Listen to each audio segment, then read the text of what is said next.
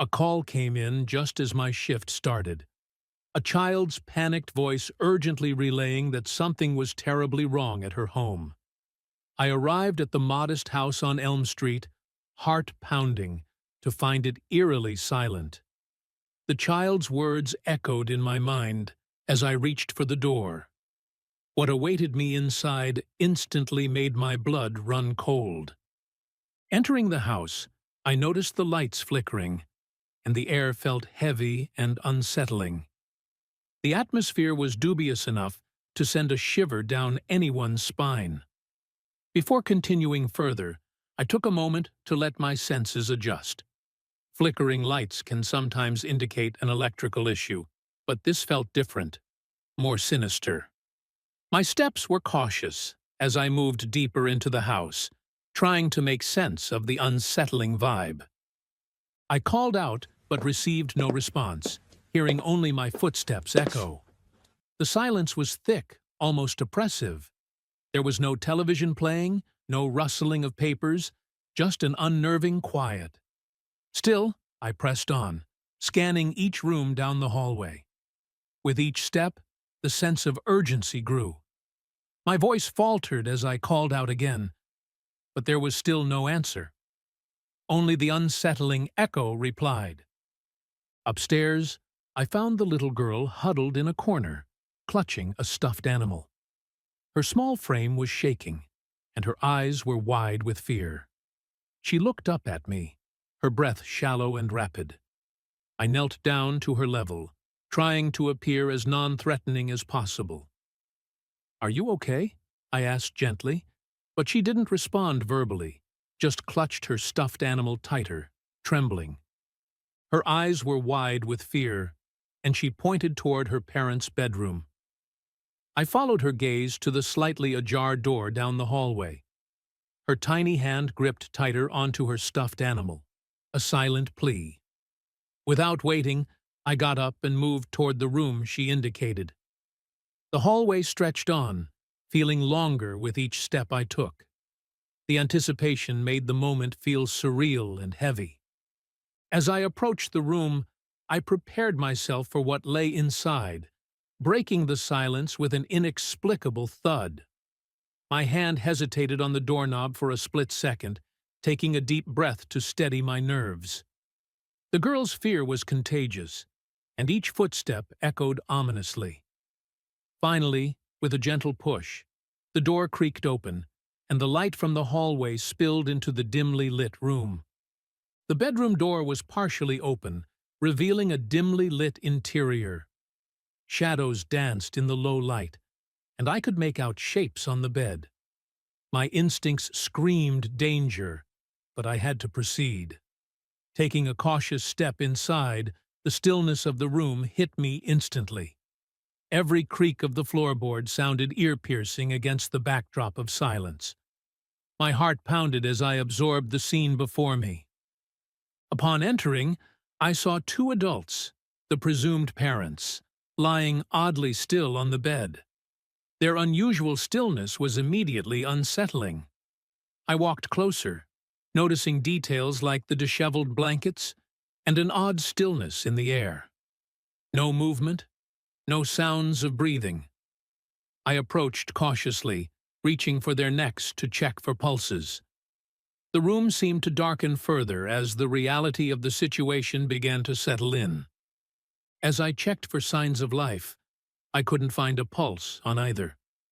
The chilling realization that they were not breathing sent waves of dread through me. I checked again. Still nothing. The room grew colder, and the gravity of the situation weighed heavily on my shoulders. I had hoped for any sign of life but found none. Each failed attempt to find a pulse added to the growing sense of urgency.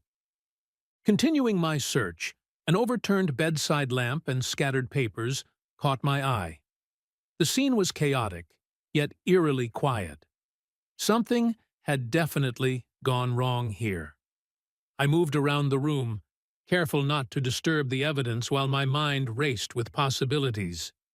The room showed signs of distress, but no immediate clues as to what had transpired. It was clear that unraveling this mystery would require careful, diligent work. Among the chaos, a barely audible whimper led me to the closet. The sound was faint, almost swallowed by the oppressive silence of the room. I held my breath as I moved closer, listening intently. Reaching for the closet door, I could feel my nerves fraying. Whatever was on the other side was clearly terrified. The source of the sound was another layer to an already unsettling scene. The source of the sound was another child, hiding and deeply terrified. Curled up in the closet's corner, his eyes were wide with fear, mirroring the little girl's expression. "It's okay. You're safe now," I tried to reassure him. He hesitated but slowly crawled towards me, eyes darting around like he expected someone to jump out at any moment. Carefully, I picked him up, feeling his trembling. With the younger child safely escorted downstairs, I began to piece together the scene. The living room felt like a sanctuary compared to the upstairs chaos. I placed him on the couch next to his sister and asked, "Can you tell me what happened?" They both looked at each other, unsure. Their silence spoke volumes, filled with fear and uncertainty. This was now a complex puzzle demanding immediate attention. The room showed no immediate signs of struggle or forced entry, creating more questions than answers. Pillows were neatly placed, and the bed looked like it had been slept in peacefully. It was perplexing how everything appeared so ordinary despite the grim discovery. The absence of obvious clues meant this mystery wouldn't be solved easily. Yet, something had clearly gone horribly wrong. The unsettling air hinted at hidden truths. In the hall, I noticed family photos that told of happier, simpler times. Pictures of birthday parties, vacations, and everyday moments adorned the walls in contrast with the current tension. Who were these people before this nightmarish event? The snapshots pulled me into their past, a stark reminder of the normalcy that had somehow vanished. Each frame, a fragment of joy now overshadowed by an unknown horror within the house. Each picture seemed to contrast the unsettling present. Here, a smiling child holding a balloon. There, parents on a sunny beach. The warmth from these images clashed with the cold, eerie vibe filling the house now. Walking through the memories, I felt the heaviness of the night even more intensely. Somehow, those photos made the pressing danger feel more personal, more real. The happiness captured in those frames now felt hauntingly distant. A quick check of the rest of the house revealed no signs of an ongoing threat. The kitchen was spotless, the dining room neatly arranged. Even the back door was securely locked, eliminating the possibility of a recent exit. Despite the eerie atmosphere, it appeared the immediate danger had passed. Yet, the knot in my stomach tightened. What happened here wasn't random, and I needed to figure out fast.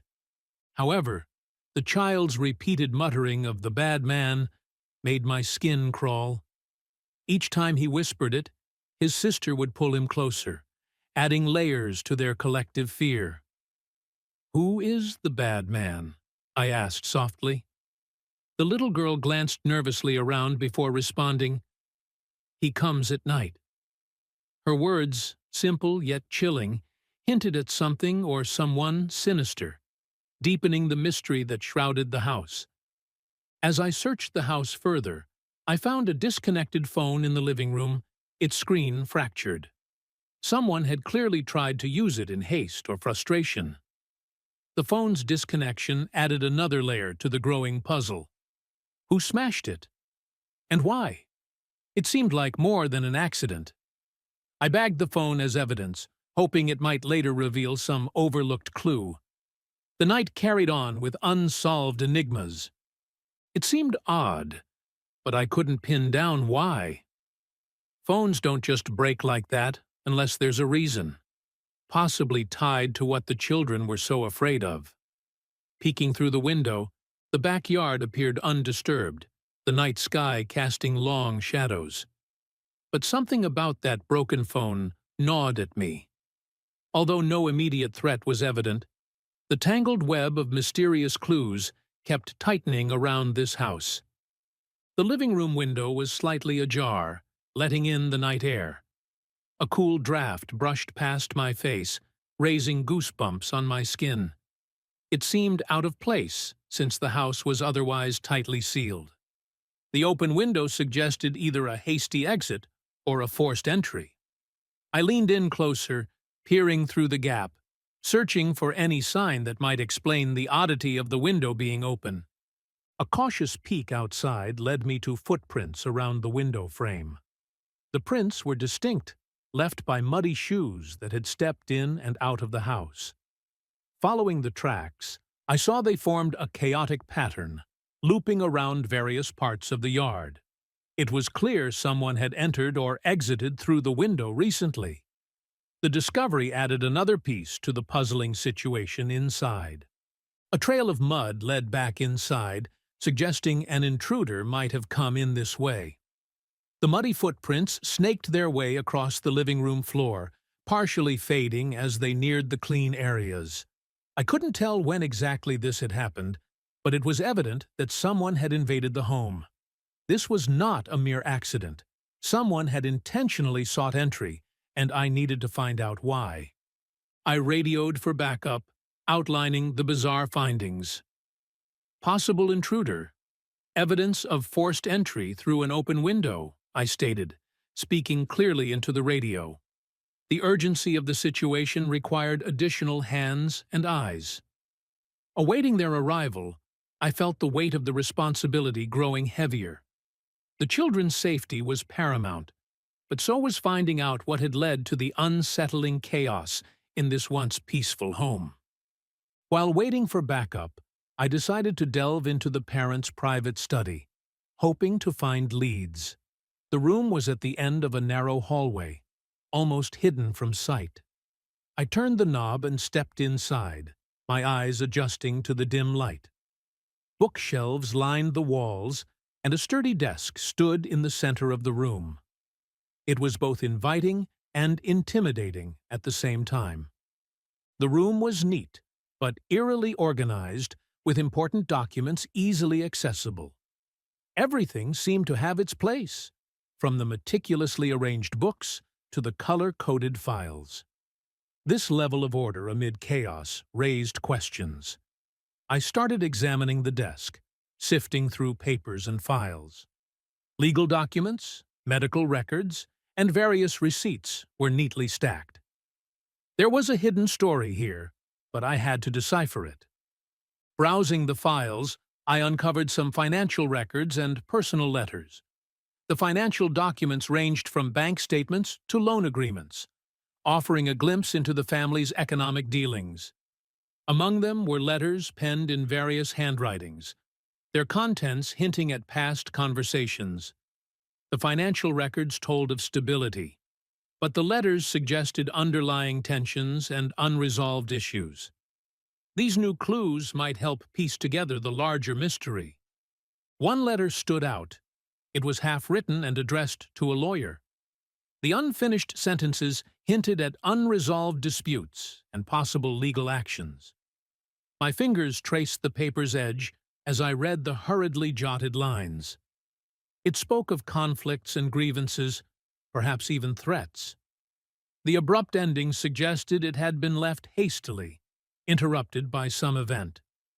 This letter provided critical insight into possible motives behind the night's chaos. It hinted at disputes within the family, providing new angles to consider. The fragmented phrases spoke of inheritance issues and strained relationships. This newfound information added a layer of complexity to the already disturbing scene. The thin veil of family harmony had been shattered, revealing internal conflicts that could explain the eerie silence and fear hovering over the house. The written words were more than ink. They were a cry for help. Suddenly, a gust of wind surprised me, knocking down a framed painting. The unexpected draft startled me, drawing my attention away from the letter. I picked up the painting and noticed it had fallen from a slightly ajar window in the study. The odd placement of the window and the gust added to the mystery. As I lifted the painting, something behind it caught my eye, hinting at yet another secret. Behind the fallen painting was a small, locked safe embedded in the wall.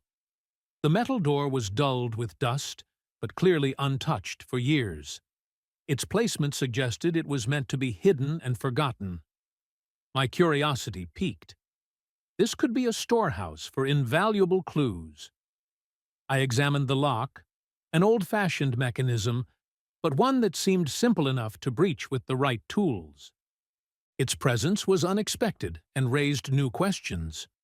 Who would put a safe behind a painting in an otherwise orderly house? My thoughts raced as I considered the possibilities. The safe might contain anything from a will to evidence of a deeper, more ominous secret. I radioed my backup to inform them of the find, the urgency in my voice unmistakable. We needed to open it, immediately. Backup had finally arrived, and together we worked to open the safe. With each attempt, the lock seemed almost stubborn, as if resisting secret being revealed. My partner, Jim, jimmied at the lock with steady hands. The tension in the air was palpable, a mix of anticipation and apprehension. Finally, with a satisfying click, the safe door swung open, revealing its hidden contents. Inside, we discovered a collection of family heirlooms and several journals. The heirlooms, tarnished and old, suggested a lineage of history and memories. The journals, on the other hand, looked more recent, their covers worn from frequent handling. Picking one up, I could feel the weight of the events recorded within. Each piece inside that small safe hinted at a story waiting to be uncovered. Reading through the journals revealed bits of the family's troubled past, entries filled with sorrow and tension. Each page was a window into a life filled with conflict and unresolved issues. The parents had documented everything from minor disagreements to more severe conflicts. Skimming through, I realized these accounts provided insight into the undercurrents that had shaped this night. Each journal entry was a puzzle piece fitting into place. Disturbingly, there were frequent mentions of a mysterious visitor. Each entry about this figure painted a picture of fear and unease. The parents had described late-night visits and ominous phone calls, all linked to someone they only referred to as the visitor. No details on the identity, just a pervasive sense of dread. These mentions made the puzzle even more complex and chilling, heightening our sense of urgency. The new information led us to talk to neighbors for any observed odd behavior. We needed outside perspective, someone who might have seen the visitor or any unusual activity. Working methodically, we knocked on doors and showed the family's photos around. Some neighbors glanced nervously, clearly hiding what they knew. Their subtle reactions hinted that they had noticed something, things they perhaps preferred to keep unspoken. Several neighbors reported recent, suspicious nighttime visitors at the house. They described seeing shadowy figures around midnight, lingering near the windows or standing by the gate. Most had dismissed these as misunderstandings, fearing they were overreacting. However, the recurring nature of these sightings suggested they were part of a larger pattern. The frequency implied a motive, a reason behind these unsettling visits, adding another layer of complexity to our investigation. One neighbor mentioned a man in a dark coat seen loitering around. "He always seemed to be watching the house," she said, her voice tinged with concern. This figure had been noticed multiple times, often late at night. The description matched the accounts in the journals, linking him possibly to the visitor. We pressed for more details, but her observations were limited to fleeting glimpses. making it tough to gather a solid profile. The accounts connected dots, but didn't explain the night's terror. Despite the descriptions, we still couldn't pin down the man's involvement. Why he was watching and what he wanted remained unknown. Yet, his presence around the house hinted at more sinister intentions. We took meticulous notes, hoping these fragments would coalesce into a clearer picture. The urgency to protect the children while solving the mystery escalated with each passing moment. We took statements and aimed to track down this visitor. Each neighbor provided small, sometimes conflicting details, but all hinted at a consistent pattern. They described a man who didn't belong, always lurking but never approaching openly. We jotted down descriptions and behavior patterns, trying to form a coherent picture. Completing our rounds, we realized we had enough to begin an actionable search. Now, the hunt was on. Returning to the children, their fragile state reminded me of the urgency to solve this. The little boy, still clinging to his sister, had not said a word since we found him. They stared at us with wide, glassy eyes, as if waiting for some impending doom. "Did the bad man do this?" I asked gently. The girl looked down, whispering, "He comes at night." Her voice trailed off, adding a chilling clarity. The little girl, gaining some courage, pointed outside and said, "He comes at night." Her tiny hand trembled as she directed our attention to the dark yard beyond the window. Her eyes, wide with fear but steady, pleaded for understanding. Every word she spoke was steeped in urgency. It became evident that this recurring presence had terrorized them for some time. We had a new lead, a detail that demanded immediate action. Following her gaze, I noticed unusual tire tracks near the driveway, not matching the family's vehicles. The imprints were clear and distinct, suggesting a vehicle different from the ones parked in the garage. The tracks seemed fresh, hinting at recent activity. Kneeling down, I examined the various patterns and cuts in the tracks. They spread out towards the main road, clearly made by multiple entries and exits. We needed to trace these tracks. A methodical check of these tracks relieved partial identification details. We took photographs and noted the tire treads meticulously. The unique pattern could potentially match a specific make and model, giving us a clue about our visitor's vehicle. Using forensic tools, we lifted samples of the mud and debris clinging to the tracks. Each piece of evidence taken could point us closer to identifying who had been terrorizing this family. Collaborating with the police department's database, we identified the vehicle within hours. Cross-referencing the tire patterns revealed a match with a car registered to someone with a local address. The specifics lined up, narrowing our list of suspects considerably. Given this new lead, the tension in the command center heightened. We prepared our next steps, aligning resources for a possible confrontation. Every moment mattered as we geared up to act swiftly. It belonged to a man with a sketchy past. His criminal record showed multiple arrests for burglary and assault, painting a picture of someone capable of terrifying acts. Reviewing his history, we found previous incidents eerily similar to what the children described. This reinforced our hypothesis that he might be involved in this case. Our sense of urgency deepened. This individual posed a significant threat, and we needed to bring him in now. Units were dispatched for his immediate capture and questioning. Coordinating with local law enforcement, we mapped out a strategy to apprehend him without alerting any potential accomplices. Officers, equipped and briefed, prepared to move as quickly and as quietly as possible. The radio buzzed with updates as teams closed in on his last known location. With the suspect identified, the pieces of our puzzle started to fit, but the final picture remained hazy. The suspect, when brought into questioning, revealed little initially. His demeanor was detached, almost uninterested, raising our suspicions further. When asked about his whereabouts on the night in question, he offered vague, often conflicting answers. His calmness was almost unsettling, as if he was playing a game he knew well.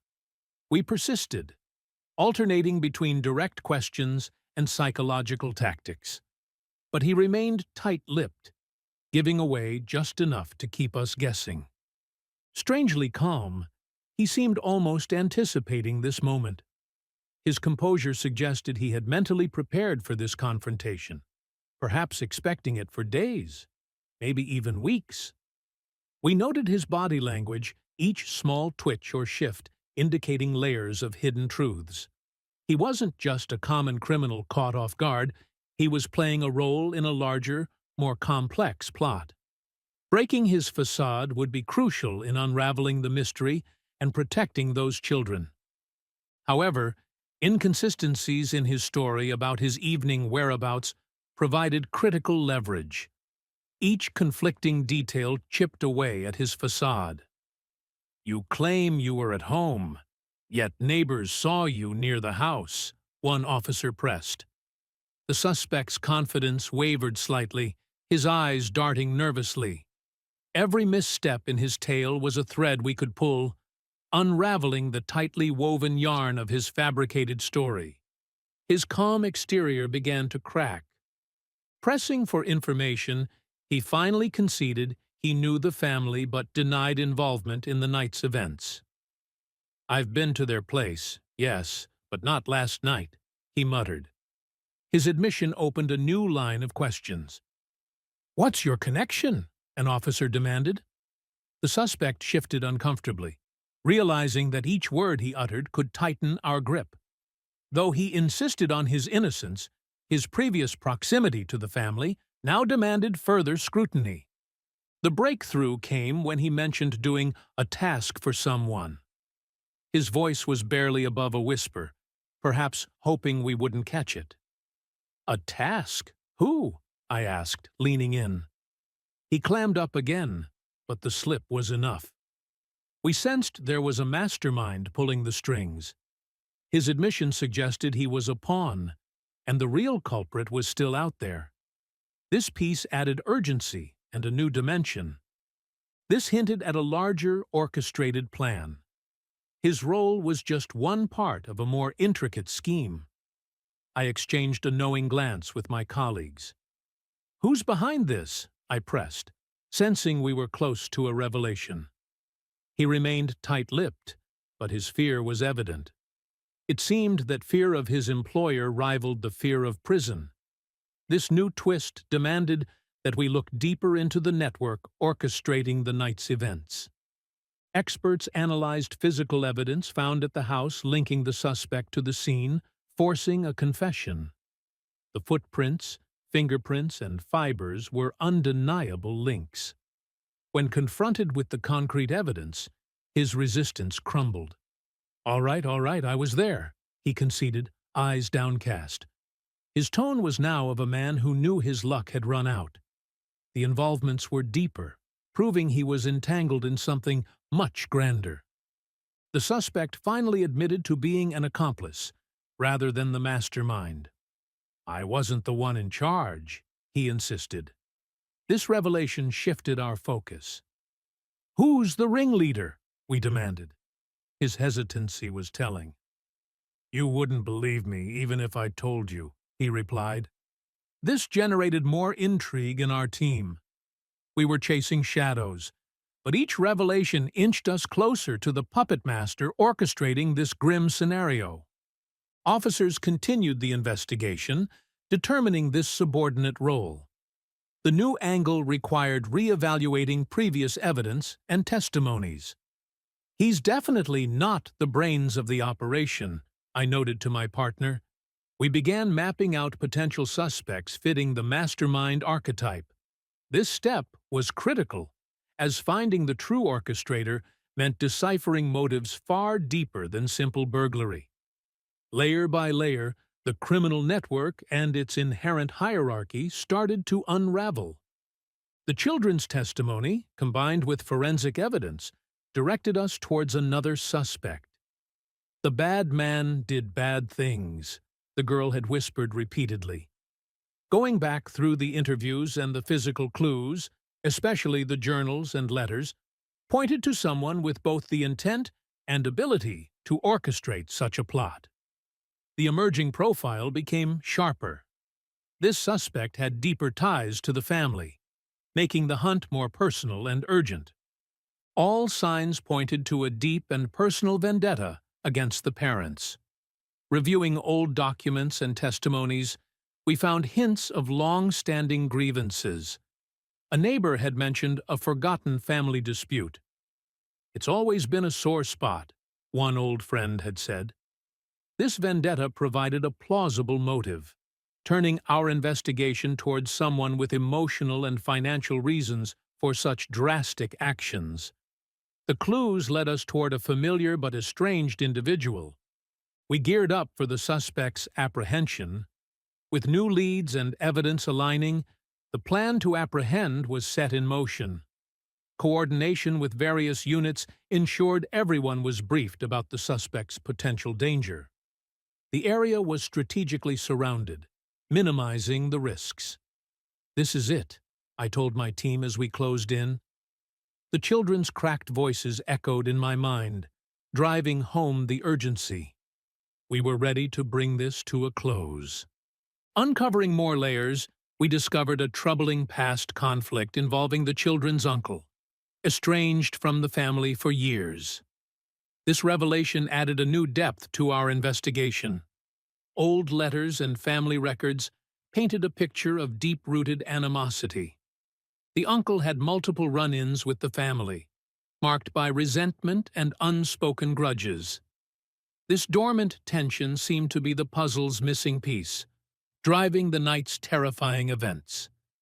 His isolation only fueled his determination for revenge. He had orchestrated the night's events under the guise of revenge. Digging deeper, we found traces of his meticulous planning, from timed visits to well-calculated moves. He had the motive and the means. Gathering evidence, it became clear how his resentment morphed into a cunning, methodical plot. The children's fearful whispers of "the bad man" now made heartbreaking sense. Every detail led back to him, his malevolent intentions masked by a facade of normalcy. Converging on his hideout, we arrested him without incident. The uncle, disheveled and defiant, offered little resistance.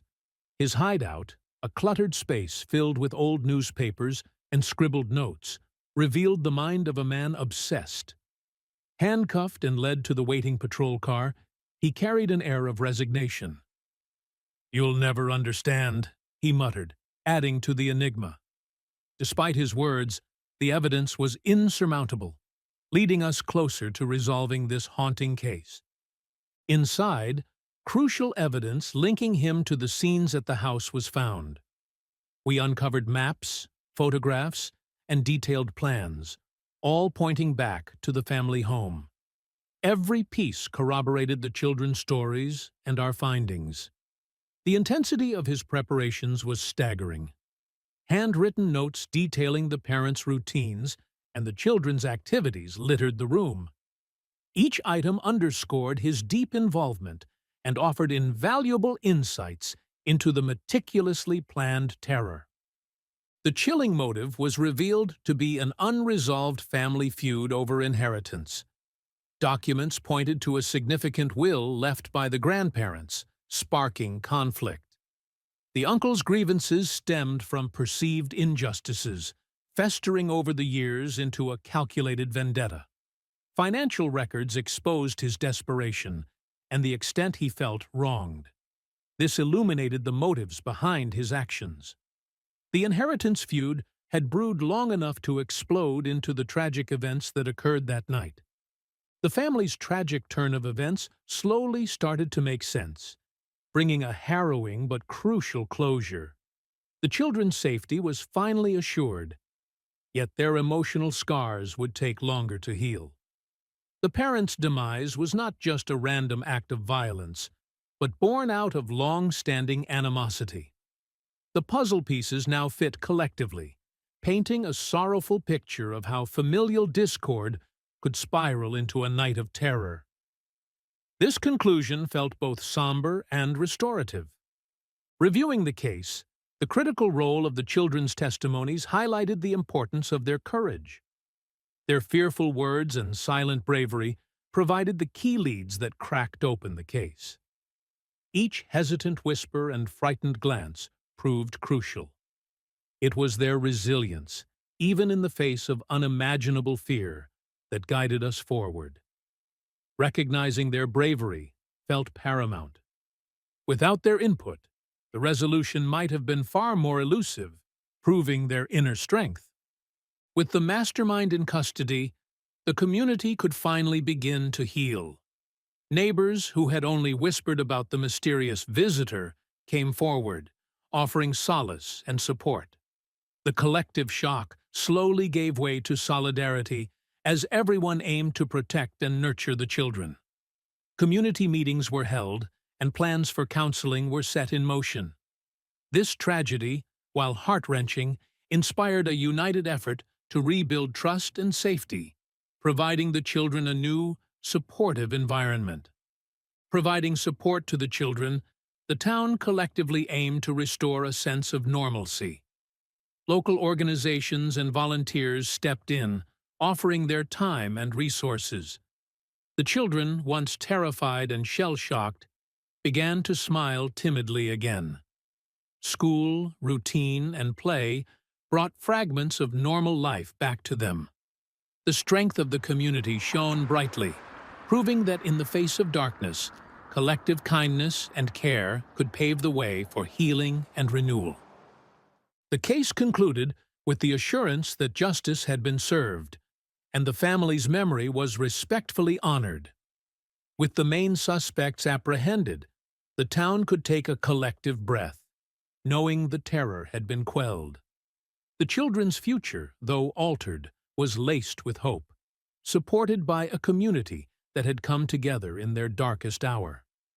The diligence and unity shown ensured the family's tragic end was not in vain, providing peace and closure to all.